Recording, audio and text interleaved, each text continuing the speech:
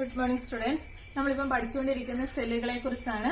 കഴിഞ്ഞ ക്ലാസ്സിൽ നമ്മൾ സെല്ലുകളെ കുറിച്ചുള്ള ചില ഇമ്പോർട്ടന്റ് കാര്യങ്ങൾ പഠിച്ചു. ഒന്ന് EMF, internal resistance, potential difference between terminals. Okay, ഇത് തമ്മിലുള്ള റിലേഷൻ നമ്മൾ കഴിഞ്ഞ ക്ലാസ്സിൽ രൂപീകരിച്ചു. V = ε minus I. എപ്സിലോൺ എന്ന് പറയുന്നത് EMF ആണ്, R എന്ന് പറയുന്നത് ഇന്റേണൽ റെസിസ്റ്റൻസ് ആണ്. ഓക്കെ, അപ്പൊ ഇതിന്റെ വെളിച്ചത്തിലാണ് ഇതിനെ ബേസ് ചെയ്തുകൊണ്ടാണ് ഇന്നത്തെ ക്ലാസ്സുകൾ മുന്നോട്ട് പോവുക. പിന്നെ നമുക്ക് പഠിക്കാനുള്ളത് കോമ്പിനേഷൻ ഓഫ് സെൽസ് ആണ്. കോമ്പിനേഷൻ ഓഫ് കപ്പാസിറ്ററും കോമ്പിനേഷൻ ഓഫ് റെസിസ്റ്റേഴ്സും ഒക്കെ നമ്മൾ പഠിച്ചു കഴിഞ്ഞതാണ്. അതുപോലെ തന്നെ നമ്മൾ കോമ്പിനേഷൻ ഓഫ് സെൽസും നമുക്ക് പഠിക്കാനുണ്ട്. മെയിനായിട്ട് രണ്ട് കോമ്പിനേഷൻ ആണുള്ളത്, സീരീസ് കോമ്പിനേഷനും പാരലൽ കോമ്പിനേഷനും. അതിനകത്ത് സീരീസ് കോമ്പിനേഷൻ ഓഫ് സെൽസ് നമ്മൾ നമ്മുടെ ഡെയിലി ലൈഫിൽ പലപ്പോഴും യൂസ് ചെയ്യുന്നുണ്ട്. ടോർച്ചിലൊക്കെ നമ്മൾ ബാറ്ററി ഇടുന്നുണ്ട് അല്ലെ, ഒന്നിലധികം ബാറ്ററീസ് അവിടെ യൂസ് ചെയ്യുമ്പോൾ അവിടെ കോമ്പിനേഷൻ ഓഫ് സെൽസ് ആണ് യൂസ് ചെയ്യുന്നത്. അപ്പൊ അത് നമുക്ക് പഠിക്കാനുള്ളത് സീരീസ് കോമ്പിനേഷൻ.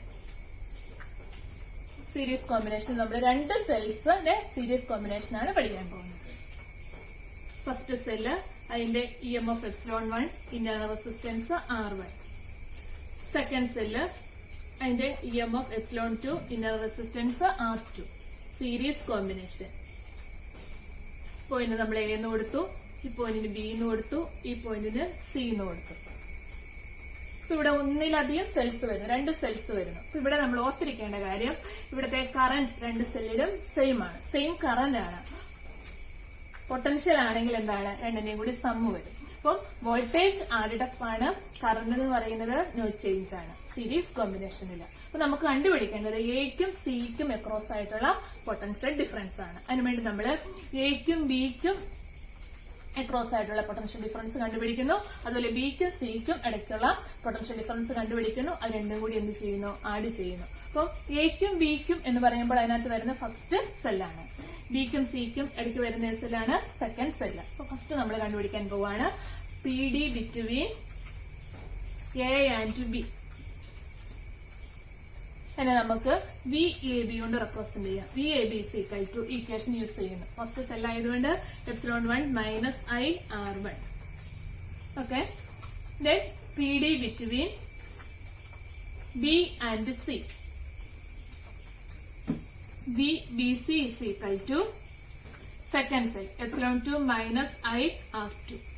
നമുക്ക് വേണ്ടത് ഏതാണ്, PD ബിറ്റ്വീൻ A ആൻഡ് C.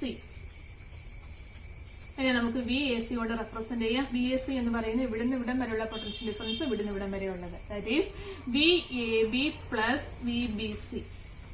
ഇക്വേഷൻ കൊടുത്തെഴുതാം. VAC = VAB ε1 minus I R1 plus ε2 minus I R2. അതോടെ അറേഞ്ച് ചെയ്ത് എഴുതിയാൽ VAC = ε1 plus ε2 minus I common ആയിട്ട് നമ്മൾ എടുക്കുന്നു, minus I into R1 plus R2. ഇനി ഈ രണ്ട് സെല്ലിന് പകരം നമ്മൾ ഒറ്റ സെല്ല് വെക്കുന്നതിന് പകരമായിട്ട് റീപ്ലേസ് ചെയ്യുന്നു. അങ്ങനെ റീപ്ലേസ് ചെയ്യുവാണെങ്കിൽ ആ സെല്ലിന്റെ EMF നമ്മൾ εEQ EMF ഉള്ള REQ ഇന്റേണൽ റെസിസ്റ്റൻസ് ഉള്ള ഒരു സെല്ലാണ് ഈ രണ്ട് സെല്ലിന് പകരം നമ്മൾ വെക്കുന്നത്.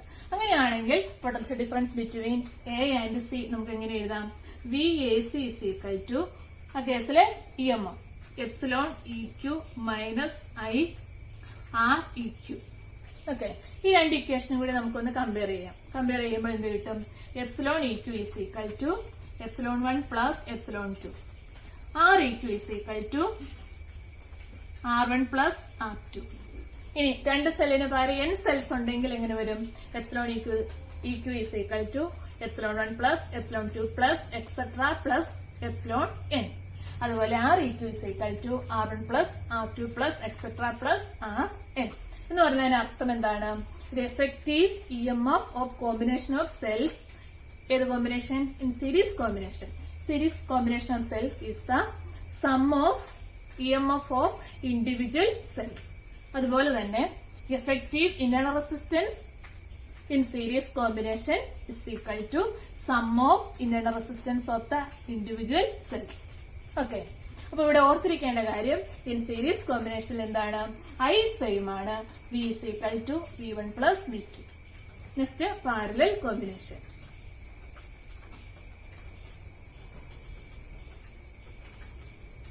പാരലൽ കോമ്പിനേഷനിൽ നമ്മൾ രണ്ട് സെൽസിന്റെ പോസിറ്റീവ് തമ്മിൽ കണക്ട് ചെയ്യുന്നു, നെഗറ്റീവ് തമ്മിലും കണക്ട് ചെയ്യുന്നു.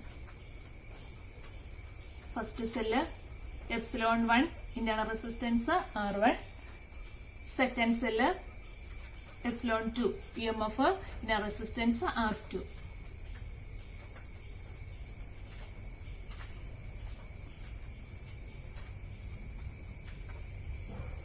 പോയിന്റ് എ എന്ന് കൊടുത്തു, ഈ പോയിന്റ് സി.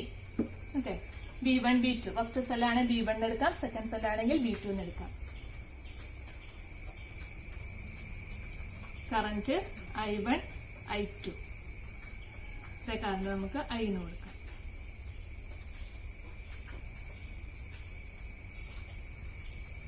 ഓക്കെ, ഇവിടെ നമ്മൾ ഓർത്തിരിക്കേണ്ടത് വോൾട്ടേജ് സെയിം ആണ്, രണ്ട് സെല്ലിന്റെയും V സെയിം ആണ്. I = V സെയിം, I = എന്ത് വരും, I1 + I2 ആണ് സീരീസ് പാരലൽ കോമ്പിനേഷനിൽ വരുമ്പോൾ. അപ്പൊ നമ്മൾ രണ്ട് കേസിലെയും കണ്ടുപിടിക്കാണ്. PD ബിറ്റ്വീൻ കണ്ടുപിടിക്കേണ്ട A and C, between A and C including first cell.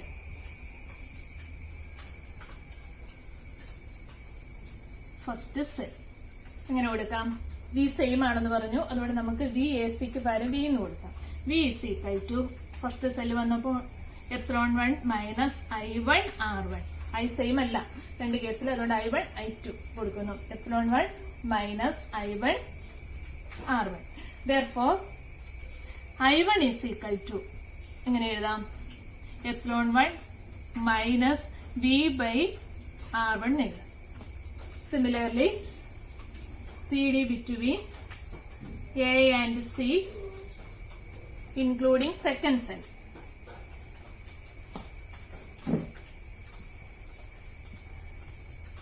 Second cell. ഇവിടെ എഴുതുവാണെങ്കിൽ V = ε2 - I2 R2 എന്ന് എഴുതാം. ഓക്കെ, therefore I2 = എങ്ങനെ എഴുതാം, ε2 - V/R2 എന്ന് എഴുതാം. I1 ഉം I2 നമുക്ക് കിട്ടും. ഓക്കെ,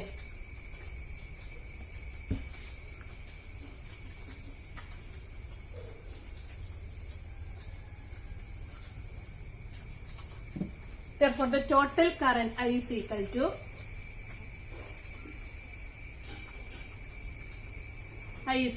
എന്താണ്, I1 + I2. I1 + I2 വരും. I1 പകരം നമുക്ക് എന്ത് കൊടുക്കാം, I = I1 പകരം ε1 - V/R1 പ്ലസ് I2 പകരം ε2 - V/R2. പിന്നെ ഒന്നുകൂടി ഒന്ന് വേർതിരിച്ച് എഴുതിയാൽ എങ്ങനെ കിട്ടും, I = ε1/R1 plus ε2/R2 minus B same ആണ് രണ്ടിലും.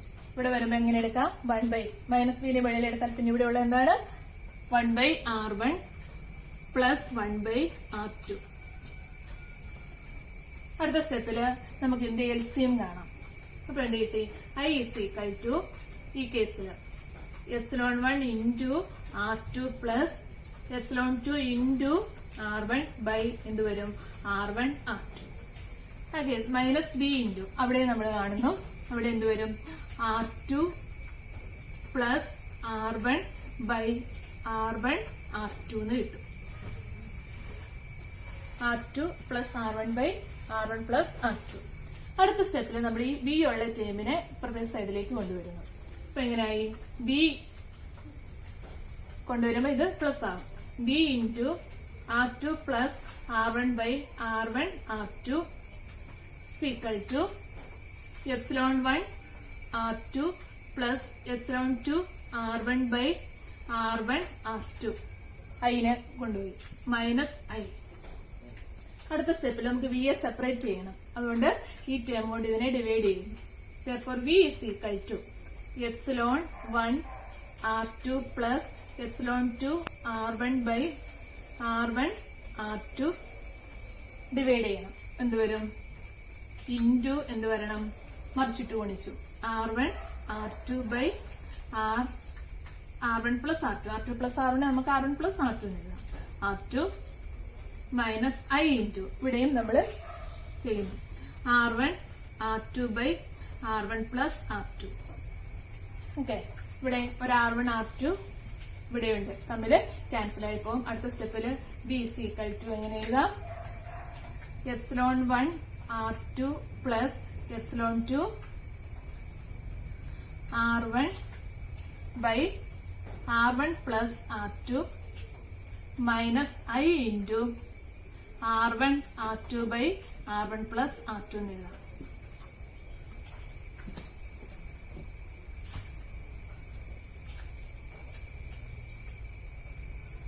ഇവിടെ ഈ R1 R2 രണ്ടിലുണ്ട്, അത് ക്യാൻസൽ ആയി പോയി. അപ്പൊ നമുക്ക് കിട്ടും ε1 R2 plus ε2 R1 by R1 plus R2 minus I into R1 R2 by R1 plus R2 എന്ന് കിട്ടും.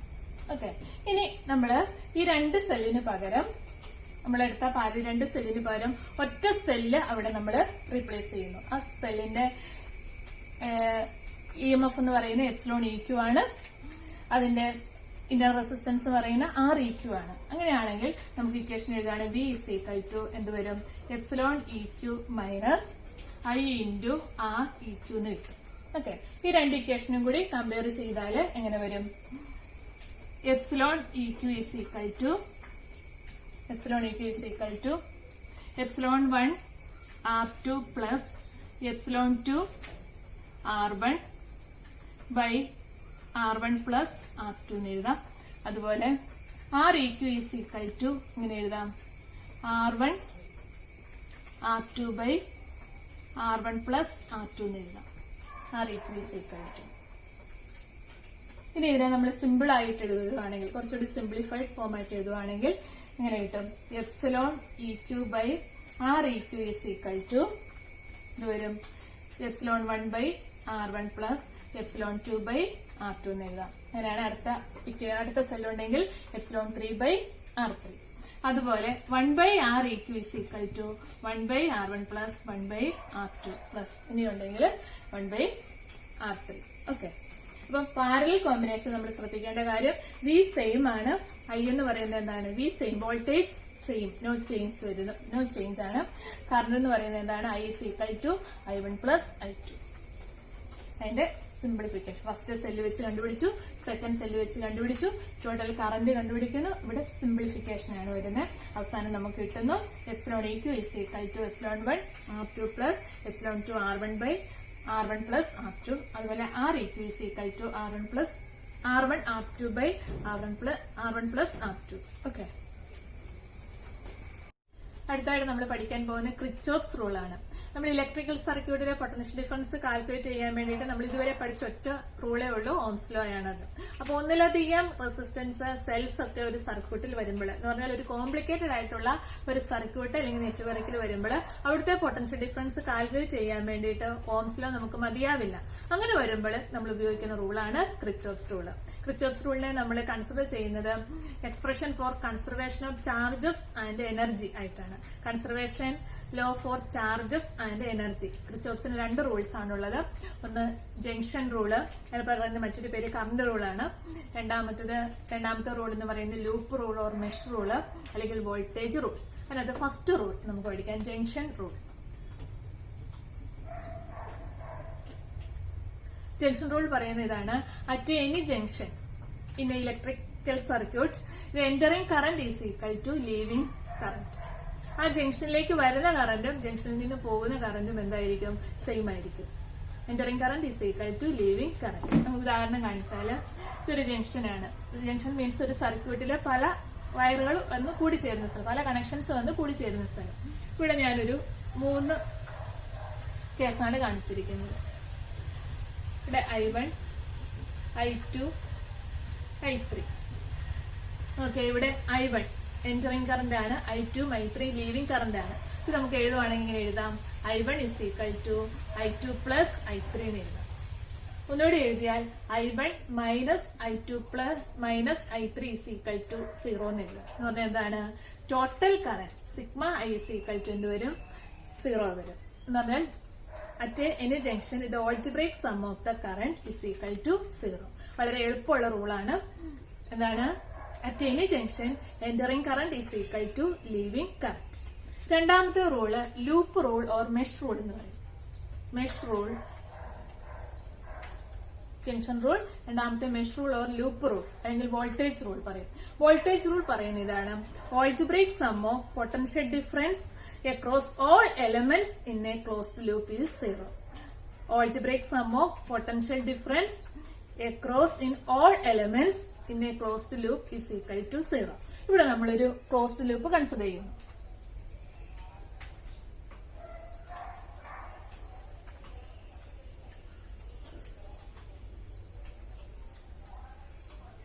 കറന്റ് നമ്മൾ I ആയിട്ട് എടുക്കുന്നു. ഈ റെസിസ്റ്റൻസ് R1, ഈ റെസിസ്റ്റൻസ് R2, ഇതിന്റെ EMF എപ്സിലോൺ ആയിട്ട് എടുക്കുന്നു. ഈ ഒരു കേസിൽ നമുക്ക് എന്ത് അപ്ലൈ ചെയ്യണം? ലൂപ്പ് റൂൾ അപ്ലൈ ചെയ്യണം. ലൂപ്പ് റൂൾ അപ്ലൈ ചെയ്യാൻ നമ്മൾ പോകുന്നതിന് മുമ്പ് വോൾട്ടേജ് എങ്ങനെ എടുക്കുന്നു അതിന്റെ ഒരു സൈനെ കുറിച്ച് നമുക്കൊരു ധാരണ ഉണ്ടാകും. അപ്പൊ നമ്മളൊരു ഉദാഹരണം പറഞ്ഞാല് ഒരു റെസിസ്റ്റൻസ് വെക്കുന്നു. റെസിസ്റ്റൻസ് R ആണ്. ഇതിൽ കൂടി I കറന്റ് ഫ്ലോ ചെയ്യുന്നുണ്ട്. അപ്പൊ എയിൽ നിന്ന് ബിയിലേക്കാണ് ഫ്ലോ ചെയ്യുന്നത്, കറന്റ് ഫ്ലോ ചെയ്യുന്നത്. ഈ വരുന്ന കേസിൽ എയിൽ നിന്ന് ബിയിലേക്ക് ഫ്ലോ ചെയ്യുന്നു എന്ന് പറഞ്ഞതിന്റെ അർത്ഥം എന്താണ്? എയിലെ പൊട്ടൻഷ്യലാണ് ബിയിലെ പൊട്ടൻഷ്യലിനേക്കാളും കൂടിയിരിക്കുക. That is VA greater than VB ആണ്. ഇനി potential difference between A and B എടുത്താൽ എന്ത് വരണം? VAB is equal to എങ്ങനെ എടുക്കണം? VB മൈനസ് VA വരും. എന്ന് പറഞ്ഞാൽ VA ആണ് greater than VB. VA greater than VB ആയതുകൊണ്ട് VB മൈനസ് VA എന്ന് പറയുന്നത് എപ്പോഴും എന്ത് വരും? നെഗറ്റീവ് വരും. ഈ ടേം എന്തായിരിക്കും? നെഗറ്റീവ് ആയിരിക്കും. അപ്പോൾ ഇവിടെ നമ്മൾ എടുക്കുകയാണ് A to B യിലേക്കുള്ള പൊട്ടൻഷ്യൽ ഡിഫറൻസ് എടുത്താൽ B to B യിലേക്കുള്ള പൊട്ടൻഷ്യൽ ഡിഫറൻസ് നമുക്ക് എന്തായിട്ട് കിട്ടും? Minus voltage into current -IR കിട്ടും. എന്ന് പറഞ്ഞാൽ കറന്റ് ഫ്ലോ ചെയ്യുന്ന ഡയറക്ഷനിലാണ് നമ്മൾ പൊട്ടൻഷ്യൽ ഡിഫറൻസ് എടുക്കുന്നതെങ്കിൽ അതിനെ നമ്മൾ എങ്ങനെ എടുക്കണം? നെഗറ്റീവ് ആയിട്ട് എടുക്കണം. ഇനി തിരിച്ചു നോക്കാം. Potential difference between B to A ആണെങ്കിൽ എന്താണ്? ബിയിൽ നിന്ന് എയിലേക്കാണ് ഫ്ലോ ചെയ്യുന്നത്. അപ്പൊ എയിലെ പൊട്ടൻഷ്യൽ ആയിരിക്കും കൂടിയിരിക്കുക. ഓക്കെ, അപ്പം VA മൈനസ് VB എന്ന് പറഞ്ഞാൽ എന്തായിരിക്കും? പോസിറ്റീവ് ആയിരിക്കും. കറന്റ് ഫ്ലോ ചെയ്യുന്നതിന്റെ ഓപ്പോസിറ്റ് ഡയറക്ഷനിലാണ് നമ്മൾ പൊട്ടൻഷ്യൽ ഡിഫറൻസ് എടുക്കുന്നതെങ്കിൽ നമുക്ക് എന്ത് കിട്ടും? പോസിറ്റീവ് ആയിട്ട് കിട്ടും. ഓക്കെ, അതുപോലെ സെല്ലിന്റെ കേസില് ഇങ്ങനെയാണ് കറന്റ് ഫ്ലോ ചെയ്യുന്നതെങ്കിൽ നെഗറ്റീവിൽ നിന്ന് പോസിറ്റീവിലേക്കാണെങ്കിൽ അവിടുത്തെ EMFനെ നമ്മൾ പോസിറ്റീവ് ആയിട്ട് എടുക്കുന്നത്. ഈ കേസിലെ പൊട്ടൻഷ്യൽ ഡിഫറൻസ് നമ്മൾ എടുക്കുന്ന എപ്സിലോൺ ആയിട്ടാണ്. ഈ എപ്സിലോൺ എന്ന് പറയുന്നത് എന്താണ്? പോസിറ്റീവ് ആണ്. തിരിച്ചാണെങ്കിൽ പോസിറ്റീവിൽ നിന്ന് നെഗറ്റീവിലേക്കാണ് നമ്മൾ കറന്റ് ഫ്ലോ ചെയ്യുന്നതെങ്കിൽ, പോസിറ്റീവിൽ നിന്ന് നെഗറ്റീവിലേക്കാണ് കറന്റ് ഫ്ലോ ചെയ്യുന്നതെങ്കിൽ ഇവിടുത്തെ EMF, ഇവിടുത്തെ PD എന്ന് പറയുന്നത് എന്തെടുക്കണം? മൈനസ് എപ്സിലോൺ ആയിട്ട് എടുക്കണം. അപ്പൊ ഈ കാര്യങ്ങളൊന്ന് ഓർക്കുക. കറന്റ് ഫ്ലോ ചെയ്യുന്ന ഡയറക്ഷനിലാണ് നമ്മൾ പൊട്ടൻഷ്യൽ ഡിഫറൻസ് എടുക്കുന്നതെങ്കിൽ നമുക്ക് കിട്ടുന്നത് എന്താണ്? മൈനസ് ആണ് കിട്ടുന്നത്, -IR. ഓപ്പോസിറ്റ് ആണ് എടുക്കുന്നതെങ്കിൽ +I × R കിട്ടും. അതുപോലെ പോസിറ്റീവിൽ നിന്ന് നെഗറ്റീവിലേക്കാണെങ്കിൽ എന്ത് സംഭവിക്കും? പൊട്ടൻഷ്യൽ ഡിഫറൻസ് എന്ന് പറയുന്നത് മൈനസ് ആയിട്ട് എടുക്കണം. നെഗറ്റീവിൽ നിന്ന് പോസിറ്റീവിലേക്കാണെങ്കിൽ പൊട്ടൻഷ്യൽ ഡിഫറൻസ് നമ്മൾ എന്തെടുക്കണം? സെല്ലിന്റെ കേസിൽ പോസിറ്റീവായിട്ട് എടുക്കണം. ഇനി ഇത് വെച്ചുകൊണ്ട് ഇവിടുത്തെ കേസ് നമുക്ക് നോക്കാം. ഇവിടെ നോക്കിയ I × R1 ആണ് അല്ലെ? I × R1 ഈ ഡയറക്ഷനിലാണ് കറന്റ് ഫ്ലോ ചെയ്യുന്നത്. അപ്പൊ ഇവിടെ എന്തായിരിക്കും? ഇങ്ങനെയാണ് നമ്മൾ ഈ മെഷ് കൺസിഡർ ചെയ്യുന്നത്. ഇങ്ങനെയാണ് മെഷ് കൺസിഡർ ചെയ്യുന്നത്. I × R1 വരുമ്പോൾ എന്ത് വരും? -I × R1. ഓക്കെ, ഇവിടെ വന്നു. ഇവിടെ വന്നപ്പോൾ എന്ത് കിട്ടി? R2 സെയിം കറന്റ് തന്നെയാണ്. അപ്പൊ എന്ത് കൊടുക്കാം? ഈ ഡയറക്ഷനിലാണ് വരുന്നത്, ഇങ്ങോട്ടുള്ള ഡയറക്ഷനിലാണ് കറന്റ് ഫ്ലോ ചെയ്യുന്നത്. അപ്പൊ എന്താണ്? അവിടെയും -I × R2. ഇനി ഇവിടെ വന്നപ്പോൾ നെഗറ്റീവിൽ നിന്ന് പോസിറ്റീവിലേക്കാണ്. അതുകൊണ്ട് ഇവിടെ എന്ത് വരും? +ε is equal to 0. -IR1 -IR2 +ε is equal to 0. ഒന്നുകൂടെ എഴുതുവാണെങ്കിൽ എന്ത് നമുക്ക് പറയാം? IR1 +IR2 is equal to ഇപ്പുറത്തെ സൈഡിൽ കൊണ്ടുപോയാൽ എന്ത് കിട്ടും? എപ്സിലോൺ കിട്ടും. എന്ന് പറഞ്ഞാൽ ഇതിൽ നിന്ന് നമുക്ക് എടുക്കാം algebraic sum of product of current and respective resistance is equal to the EMF of the cell including the loop. ഇതിനെ ഒന്നുകൂടി സിമ്പിൾ ആയിട്ട് എഴുതിയാൽ എങ്ങനെ എഴുതാം? Sigma sum of product of current and resistance. Sum of product I × R is equal to എങ്ങനെ എഴുതാം?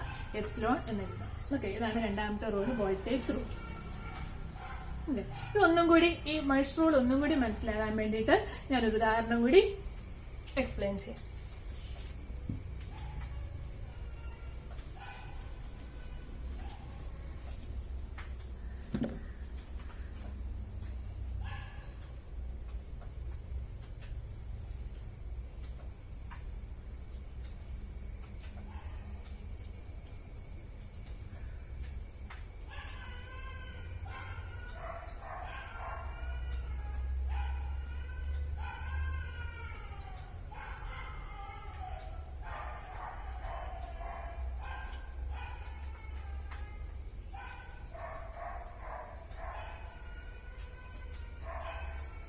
ഒരു 30 ohm resistance, I3 current, ഇവിടെ കറന്റ് I1, ഇതൊരു 1 ohm, 40 ohm, 45, ഇവിടുത്തെ EMF ആണ് 45,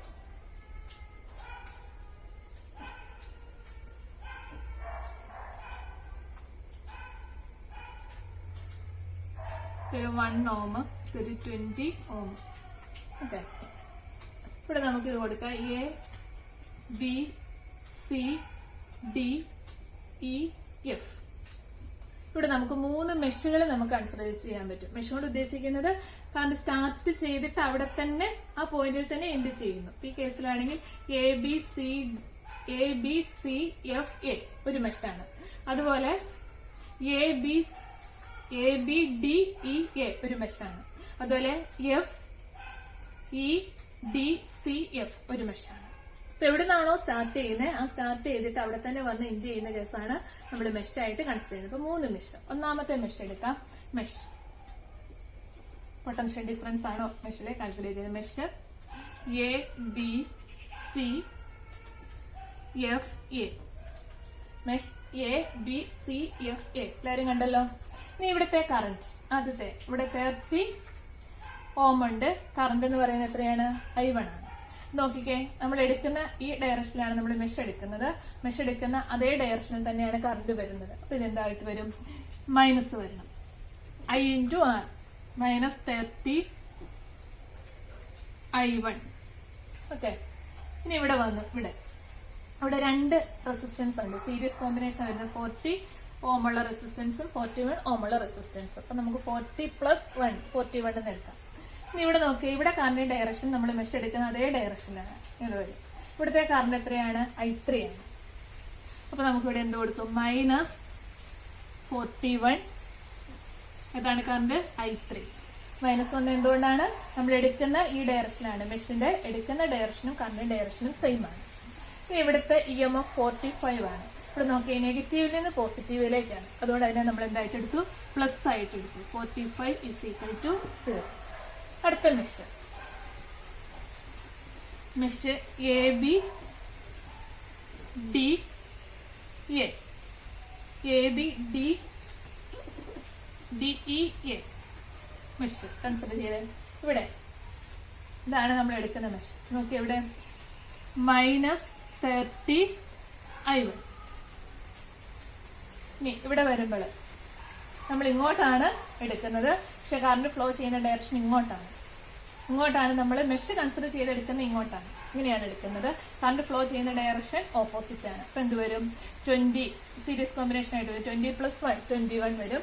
ഓപ്പോസിറ്റ് ആയതുകൊണ്ട് നമുക്ക് എന്തായിട്ട് എടുക്കാം? പ്ലസ് ആയിട്ട് 21 ohm × ഇവിടുത്തെ കറന്റ് എത്രയാണ്? ഇവിടുത്തെ കറന്റ് നമുക്ക് I2 ആണ്. കാരണം നമുക്ക് I2 എന്ന് എടുക്കാം. I2 21 I2. ഇനി ഇവിടെയുള്ള സെല്ലുണ്ട്. ഇവിടുത്തെ സെല്ലിന്റെ കറന്റ് ഫ്ലോ ചെയ്യുന്നത് നെഗറ്റീവിൽ നിന്ന് പോസിറ്റീവിലേക്കാണ്. അതിന്റെ ഡയറക്ഷൻ ഇങ്ങോട്ടാണ്. നെഗറ്റീവിൽ നിന്ന് പോസിറ്റീവിലേക്കാണ്. നമ്മൾ മെഷ് എടുക്കുന്ന എങ്ങോട്ടാണ്? നമ്മൾ മെഷ് എടുത്തു വരണമെങ്കിൽ പോസിറ്റീവിൽ നിന്ന് നെഗറ്റീവിലേക്കാണ്. ഇവിടെ എന്ത് വരും? -80 വരും. -80 = 0. അടുത്ത മെഷ്, മൂന്നാമത്തെ മെഷ് കൺസിഡർ ചെയ്യാം. മെഷ്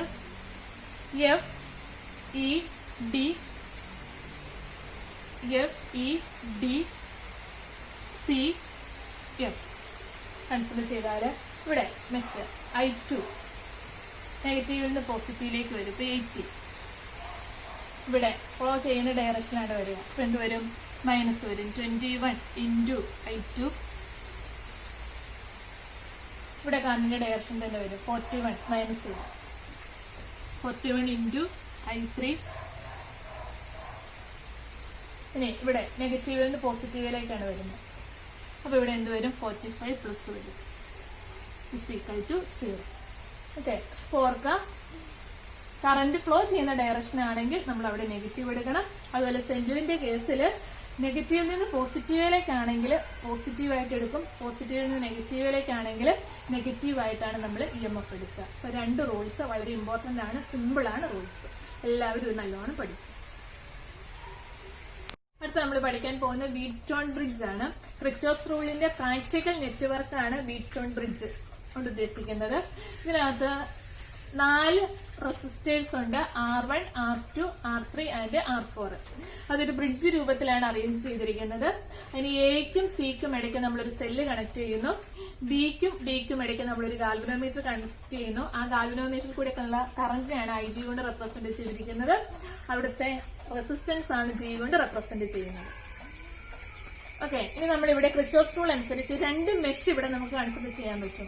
ഒന്നാമത്തെ മെഷ് ABD-Aയും BCD-Bയും. അപ്പൊ അവിടെ നമ്മൾ ക്രിച്ചോഫ്സ് റൂൾ അപ്ലൈ ചെയ്യുന്നു. മെഷ് ABD-A ഇവിടുത്തെ ഈ ഡയറക്ഷനിലാണ് നമ്മൾ മെഷ് കൺസിഡർ ചെയ്യുന്നത്. ഇവിടെ I1 R1 മൈനസ് ആകും, കാരണം ഇങ്ങോട്ടാണ് കറന്റ് ഡയറക്ഷൻ നമ്മൾ എടുക്കുന്നതും അങ്ങോട്ടാണ് എടുക്കുന്നത്. മൈനസ് IGG ഇവിടെ വരുമ്പോൾ നമ്മൾ എടുക്കുന്ന ഇങ്ങോട്ടാണ്, പക്ഷെ കറന്റ് ഡയറക്ഷൻ കാണിച്ചിരിക്കുന്ന ഓപ്പോസിറ്റ് ആണ്. അതുകൊണ്ട് ഇതെന്താവും? പോസിറ്റീവ് ആവും. I2 R2 =0 equation 1. Then mesh BCD-B അവിടെ നമ്മൾ I3 R3 മൈനസ് കിട്ടുന്നു. Minus I3 R3 plus I4 R4 minus IGG =0 equation 2. ഇനി നമ്മളിവിടെ വീറ്റ്സ്റ്റോൺ ബ്രിഡ്ജിന്റെ ബാലൻസ്ഡ് കണ്ടീഷനാണ് കൺസിഡർ ചെയ്യുന്നത്. ബാലൻസ്ഡ് കണ്ടീഷൻ എന്ന് പറഞ്ഞാൽ ഇവിടുത്തെ R1ഉം R2ഉം R3 R4 ഒക്കെ അറേഞ്ച് ചെയ്ത് നമുക്ക് ജിയിൽ കൂടിയുള്ള ഗാൽവനോമീറ്ററിൽ കൂടിയുള്ള കറന്റിന്റെ വാല്യൂ 0 ആക്കാൻ പറ്റും. അങ്ങനെ ഗാൽവനോമീറ്റർ 0 ഡിഫ്ലക്ഷൻ കാണിക്കുന്ന കേസിനാണ് നമ്മൾ ബാലൻസ്ഡ് കേസ് എന്ന് പറയുന്നത്, ബാലൻസ്ഡ് കണ്ടീഷൻ എന്ന് പറയുന്നത്. അങ്ങനെ ബാലൻസ്ഡ് കണ്ടീഷനിൽ എന്ത് സംഭവിക്കും? മറ്റു ബാലൻസ്ഡ് കണ്ടീഷൻ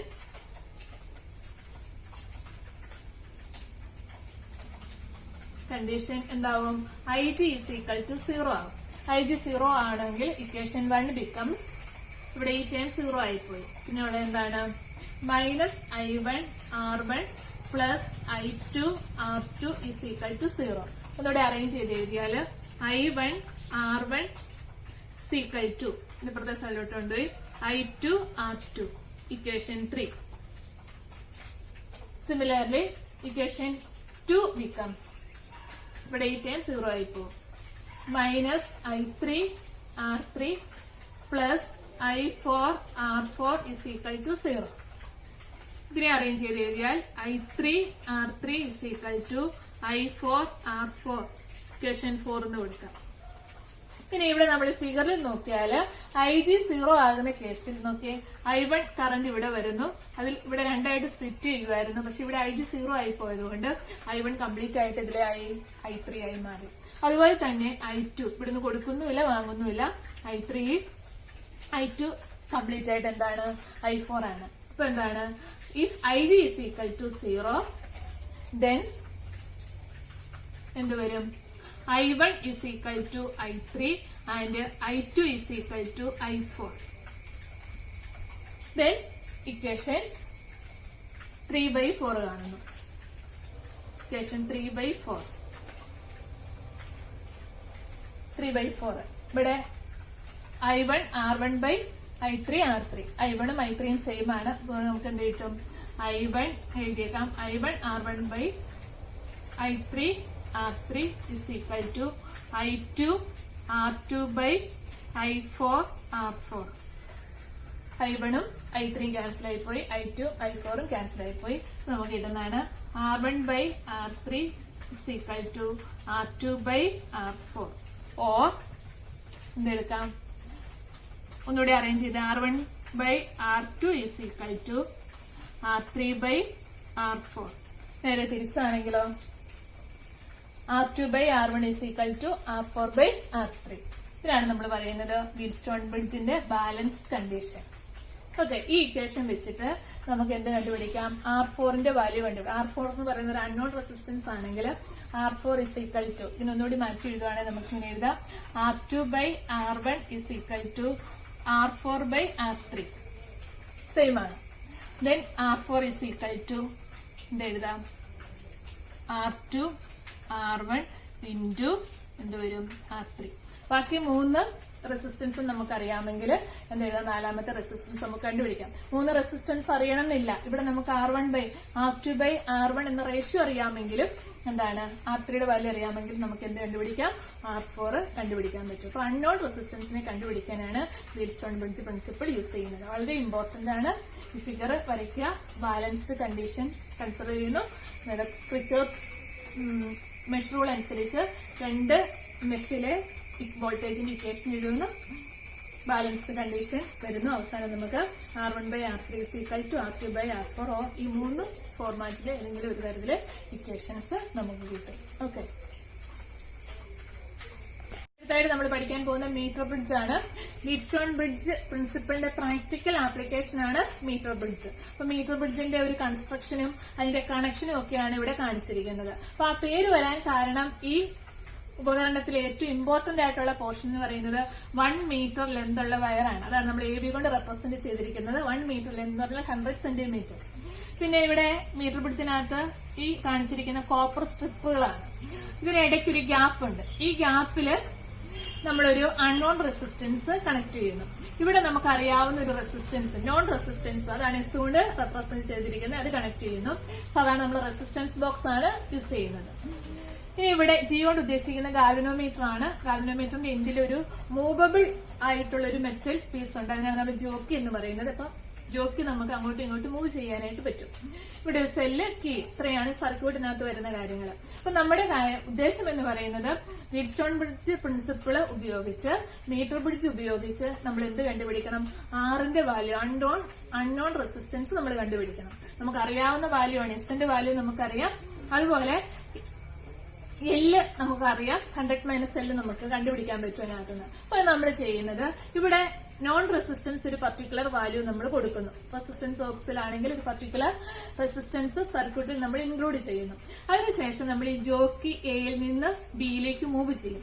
അങ്ങനെ മൂവ് ചെയ്യുമ്പോൾ ഒരു പർട്ടിക്കുലർ വാല്യൂവിൽ ഗാൽവനോമീറ്ററിന്റെ ഡിഫ്ലക്ഷൻ 0 കാണിക്കുന്നു. അങ്ങനെ 0 കാണിച്ച ആ പോയിന്റ് ആണ് നമ്മൾ ജെ കൊണ്ട് മാർക്ക് ചെയ്തിരിക്കുന്നത്. അപ്പൊ ഇവിടുന്ന് ഇവിടെ വരെയുള്ള ലെന്ത് നമ്മൾ എല്ലെന്ന് എടുത്തു. ഇത് എല്ലാണെങ്കിൽ ഇവിടുന്ന് AJ എല്ലാണെങ്കിൽ BJ എന്ന് പറയുന്നത് എന്താണ്, 100 - L ആണ്. കാരണം 1 മീറ്റർ ലെന്തിലാണ് വയർ വെച്ചിരിക്കുന്നത്. അപ്പൊ ഇവിടെ 4 റെസിസ്റ്റൻസ് നിങ്ങൾക്ക് മനസ്സിലായിട്ടാണ്. ഒന്ന് ഇവിടെ R, ഒന്ന് S, ഒന്ന് ഇവിടുന്ന് ഇവിടം വരെയുള്ള ഈ റെസിസ്റ്റൻസ്. ഇവിടെ റെസിസ്റ്റൻസ് ഉണ്ട്, ഇവിടുത്തെ റെസിസ്റ്റൻസ്. ഇനി ഇവിടെ ഇത് ലെന്ത് മാത്രമേ നമുക്ക് കിട്ടുകയുള്ളൂ. നമ്മൾ small letter R centimetre, small letter R കൊണ്ട് നമ്മൾ റെസിസ്റ്റൻസ് പെർ യൂണിറ്റ് ലെന്തിനെ റെപ്രസെന്റ് ചെയ്യും. Resistance per unit length. അങ്ങനെ വരുമ്പോൾ എല്ലിന്റെ ഇത്രയും റെസിസ്റ്റൻസ് ഉണ്ട്, L × R. ഇവിടെയാണെങ്കിൽ 100 - L × R. അങ്ങനെ റെസിസ്റ്റൻസ് കിട്ടും. ഇനി നമ്മൾ ഈ 2 കമ്പയർ ചെയ്യുക. 2 ഫിഗറും കൂടി ഒന്ന് കമ്പയർ ചെയ്യുക. നോക്കി, ഗാൽവനോമീറ്റർ വരുന്നതിന്റെ ഇപ്പുറത്തെ സൈഡിൽ വരുന്നതാണിത്, ഇപ്പുറത്തെ സൈഡിൽ വരുന്ന പാർട്ട്. അപ്പൊ നമ്മുടെ ഇക്വേഷൻ എന്ന് പറയുന്നത് എന്താണ്, R1/R3 is equal to R2/R4. ഇത് രണ്ടുകൂടി കമ്പയർ ചെയ്യുകയാണെങ്കിൽ നമുക്ക് എഴുതാൻ പറ്റും എന്താണ്, ഈ സൈഡിൽ വരുന്നത് എന്താണ്, L ×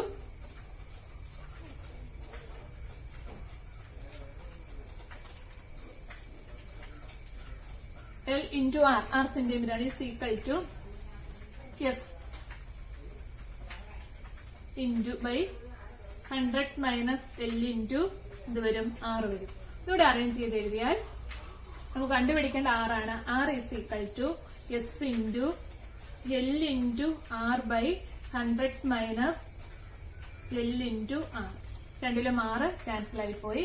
അവസാനം നമുക്ക് ഇക്വേഷൻ കിട്ടും R is equal to SL/100 minus L. Unknown resistance R is equal to non resistance നമുക്ക് S അറിയാം. Lന്റെ വാല്യൂ നമ്മൾ ഡിഫ്ലക്ഷൻ 0 ആകുന്ന വാല്യൂ കണ്ടുപിടിക്കുന്നു. L അറിയാമെങ്കിൽ 100 മൈനസ് L നമുക്ക് കണ്ടുപിടിക്കാനായിട്ട് 100 മൈനസ് L കണ്ടുപിടിക്കാനായിട്ട് പറ്റും. ഇത് വെച്ചാണ് നമ്മൾ എന്ത് കണ്ടുപിടിക്കുന്നത്? അൺനോൺ റെസിസ്റ്റൻസ് R നമുക്ക് കണ്ടുപിടിക്കാം.